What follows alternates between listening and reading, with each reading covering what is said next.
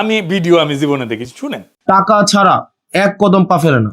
এখন দেবিদ্বারে এই ধরনের কার্যক্রম কোনোভাবে হইতে পারে না। ক্ষেত্রে হচ্ছে যেমন ওসির উনি আন্তরিক থাকলেও এখানে ওনার অফিসাররা বিভিন্ন ক্ষেত্রে আন্তরিক না। এখানে ওনার সেকেন্ড অফিসার হচ্ছে ফুললি করাপ্টেড।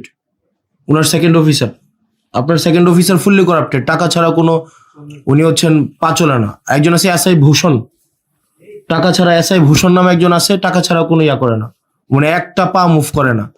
এখন ধরেন আপনি হচ্ছেন ধরতে যাবেন, ধরতে যাওয়ার আগে থানা থেকে ফোন দিয়ে দিল যে আমরা আসতেছি, তাইলে তো এখানে একটা পিলো পাসিং এবং চোর পুলিশ খেলা হয়। আপনি আপনার যারা অফিসার আছে আপনি ওনাদেরকে ওনাদের সাথে নিয়ে বসেন, এবং এটা না হয় খুব মানে জনরোষের শিকার হবেন আপনারা। এবং যদি আপনার অফিসার যারা আছেন, বিশেষ করে আপনার সেকেন্ড অফিসার নোয়াখালী মনে হয় বাড়ি, আর হচ্ছে আমি নামটা মনে করতে পারতেছি, ওনার নাম কি, মতিন মনে হয়, হ্যাঁ ওনার নাম মনে হয় মতিন।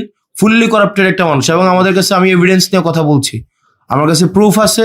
এবং হচ্ছে আরেকজন আছে এসআই ভূষণ, ভবতোষ না, ভবতোষ, এসআই ভবতোষ টাকা ছাড়া এক কদম পা ফেলে না।